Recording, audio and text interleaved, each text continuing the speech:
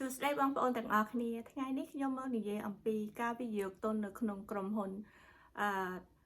ប្រាក់ដែលជាក្រុមហ៊ុនមួយធំគួរសមក្រុមហ៊ុននេះមាន symbol វាឈ្មោះ SLV ដែលជាក្រុមហ៊ុនដែលមានដើមទុនរហូតដល់ទៅ40 billion ក្រុមហ៊ុននេះបើកនៅក្នុងឆ្នាំ2026នៅ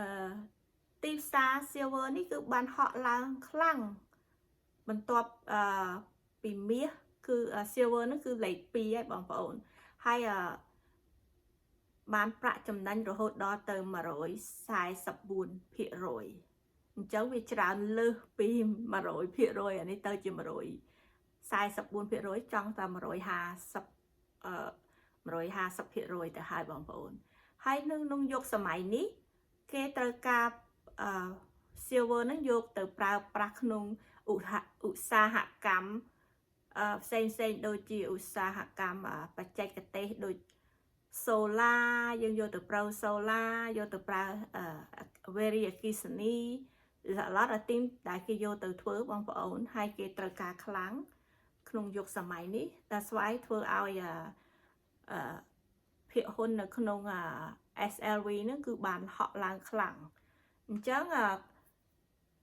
អាមេរិកគេបានដាក់នៅក្នុងបញ្ជីដែលថា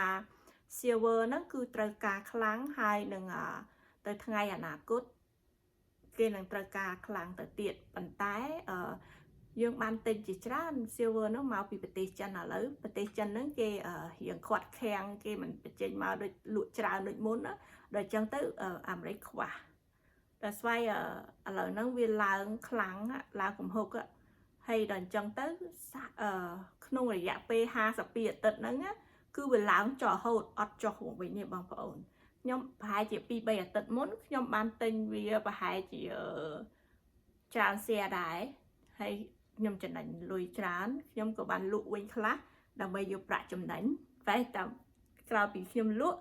ស្រាប់តែវាឡើងខ្លាំងដល់ទៅមុខទៅទៀតហើយស្អែកហ្នឹងគឺវាឡើងទៅថែមទៀតរហូតដល់ទៅ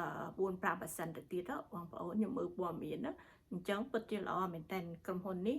ស្ដាយដែរដែលខ្ញុំលក់ទៅបានប្រហែលខ្ញុំលក់ការថ្ងៃសុក្រនេះឯងហើយវាឡើងដល់អញ្ចឹងតែឥឡូវខ្ញុំនៅសល់តែ100 share បើខ្ញុំសង្ឃឹមថាវាចុះខ្លះខ្ញុំនឹងទិញវិញទៀតបងប្អូនក្រុមហ៊ុននេះពិតជាល្អហើយនៅក្នុងឆ្នាំ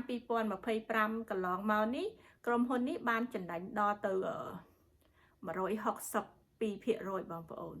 ក្រុមហ៊ុននេះពិតជាល្អហើយម្យ៉ាងវិញទៀតទៅថ្ងៃអនាគតយើងត្រូវការ silver ហ្នឹងគេថាអ្នកវិភាគ